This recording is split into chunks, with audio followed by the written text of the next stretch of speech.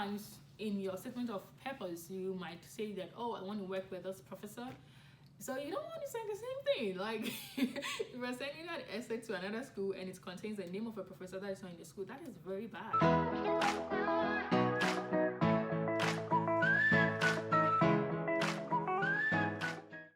I am happy you are able to join me today. And today we are going to talk about essential tips to writing statement of purpose. If you have started doing your research about graduate school, you realize that one of the materials you need to provide is statement of purpose. So what is statement of purpose? Statement of purpose is a general essay that talks about you. So it talks about you, your capabilities, your academic capabilities, the things you've done in the past.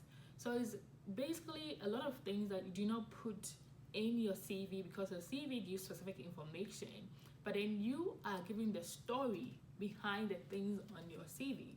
So you tell them about what you've done. You can put your leadership capabilities in there and your future aspirations also in your statement of purpose. So in this video, I'm just going to give you general tips on how to write a very good statement of purpose. But before I continue, if you have not subscribed to my channel, make sure you subscribe and you comment and let me know what you think about this video and my other videos. So let's get started. The very first thing I'll say is to look carefully at the instructions. So even though I did describe what statement of purpose meant, it varies from school to school, and some schools have taken the pain of writing into details what they want you to write about. So make sure that you understand it, you have read the instructions, and you know exactly what to write about. So you don't write anything at the end of the day doesn't even meet the requirement. It's like your application will not go anywhere if you do that. So make sure that you carefully look at if there is any page limit, if there is any word limit, if there is any kind of style they want to write your essay. Make sure that you pay attention to the instruction, because understanding the instruction and following the instruction is very important in graduate education. So if you cannot do that, then why should I even give you admission in the first place? So understanding and following instructions are very important in your graduate application process. The second thing you need to do is to brainstorm. So brainstorm is kind of a spontaneous sharing of ideas in solving a problem. So what is it that they want you to talk about? So they want to talk about you, and it's about maybe your past experience, your future experience. So one of the things that you think it is interesting will make you stand out from among all the other students that are applying to the school. So if you're an undergrad, have you done any research before? What exactly did you do? You can talk about that.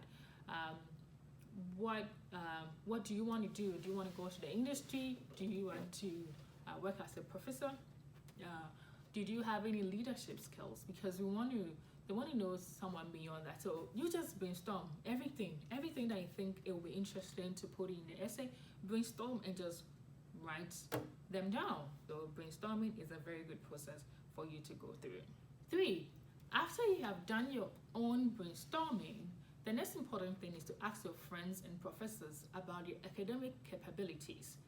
Most of the time, we think we would recall everything we are capable of, but unfortunately, we are not able to. And there are some of the things that we even do that we ourselves may not even think of them as something worthy of writing. If you want to know more about yourself, ask your friends and ask your professors that, okay, what do you think are my academic capability? I want to write a statement of purpose. In your opinion, what about me do you think make me stand out from my other peers over here? And you'll be surprised at the things that they would tell you. I remember when I was doing an interview, preparing for this sharing of personal experience, I called a couple of friends and I asked them, when I was on campus, what are some of the things I think I did that stood out? And the things they told me, I was surprised. I have never even thought about it in putting the things that I was doing in that light. I thought I was just the class rep for my class, and I was just doing my job. But then they looked beyond that, because they were able to compare what I was doing and what other people or other class reps were doing in the school, and they realized that I was doing much more. And those experiences they told me were very, very valuable to me, and I was able to frame it in my interview. So asking your friends can really be helpful. Ask your friends, ask your professors about it, because it's a statement of purpose for graduate education. And if you are working currently, you can ask your colleagues and your boss to tell you what makes you stand out in the work that you're currently doing. 4. Now it is time for you to put whatever you have written, the ideas you have written down yourself, the ideas your friends and your professors and your colleagues have given to you, into writing. So this is just free writing. Start writing. Just don't go with any formula. Start writing. So possibly what you can do is that if you've looked up the structure of writing it, you can have 4 paragraphs if you know the word limit. So this first paragraph, I'll talk about this, the second paragraph, whatever. Then you start writing, just start writing. Put all these things into sentences. Don't think about arranging them for now, and write, because it's going to force you to put something on paper.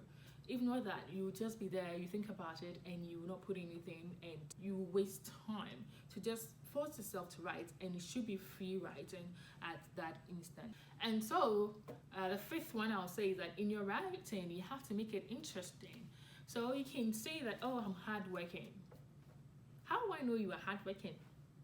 You have to tell me what you've actually done to show that you are hardworking.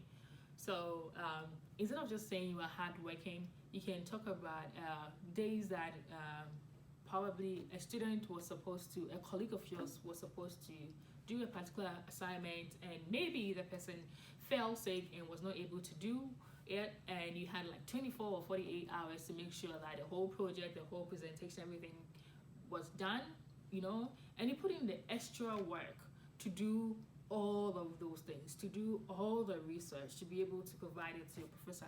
This is a very good story that tells that you are hardworking without you saying that you are hardworking. So make it interesting. Appeal to the visuals of the person. Appeal to all the senses of the person in your essay, and show them how persistent you are. Show them how you are able to take on risk, how you are able to get people around you to do what you have to do. It's because this is a research, this is a process, it's research. You search, you go back and research again, you go back and research again. So if you are not persistent, if you do not have the courage, if you don't take the risk, it might be a difficult thing for you to do. So you have to show, not just telling them that, oh, I'm this, I'm that.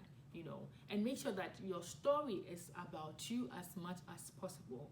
Unless you worked with a professor who is very famous and you want to mention the professor's name, you can briefly mention their name, but do not spend your essay talking about that professor unless the professor is very famous. But then make sure that it is about you as much as possible. And you can talk about your lab, just mention the name of your lab, and just talk about what you did to bring contribution to whatever research you did or whatever position you held in your statement of purpose. The 6th one I'll say is to edit it thoroughly. You have to make sure that your essay is well structured. So as I was talking about earlier on, you can look here how what each paragraph should talk about.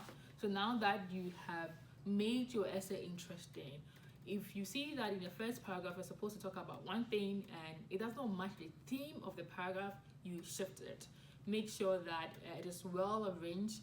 They can easily follow you in your essay, the person who is reading. So your essay is not just about you, it's about you convincing another person. So you don't want your ideas to be scattered all over the place, because the person should follow what you are writing. So in editing means that you have to make sure that your essay is structured enough that the person can follow. you have to watch out for grammatical errors and spelling errors. I would advise that after you have done the editing yourself, you can give it out to a friend or a family member to go over for you. Sometimes, because we are the ones that write the essay, we have the tendency of overlooking some of these errors. But when you give it to somebody else, the person is able to bring a fresh eye onto your essay and correct most of the mistakes that are in your essay. So make sure that you don't send an essay that is not well structured. You don't send an essay that has grammatical errors. That is a no, no, no. Even if you have to pay somebody to make sure that your essays do not have any errors, do that. If you're on campus, most campus has communication centers. You can send it to the communication center and they can help you with that process. One other thing before I forget is that in reading or editing, make sure that the focus of your statement of purpose is linked to the instructions. The very first point that I mentioned, it is linked to the instructions. So if there is any gap in it, make sure you fill that gap and it fits the instructions, it fits the page limit, it fits the word limit that has been given to you. The next one I'll say is to customize the essays for each school. Oh, I know that can be hard, that can be very tough.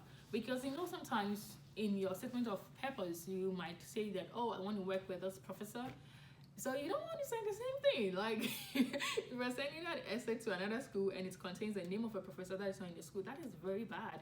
So some of the things might be the same, but make sure that what you are talking about the school in your essay is different. So why do you want to go to a particular school? Maybe because of the diversity, because of good research, because of all of that. You have to make sure that it is unique for every school. And really do your research on the school to know what makes them stand out. Make sure that you research the professors that are there, the work that they are doing. You research about the facilities that are in the school that makes them stand out and put them in your essay. That's what I mean by customizing for each school. So it will involve a little bit of work, I know, but then you have to put in the work because you want to get the best school. The last one I will say is to start early. A lot of us make a mistake that we can use a week to write a very strong statement of purpose. Some people have the capability of doing that. I do not have that capability, so I start early. I start the writing process early. And what I've realized over the period is that once I'm tired writing, I take a break. And when I come back and I read over, I get new ideas about ways to make it more interesting, ways to make it more exciting. So I'll get more time to sleep over it and to be able to bring new perspective to my writing. And it has helped me. So one thing I'll say that start early, because most of the schools, the deadline for application is very close together.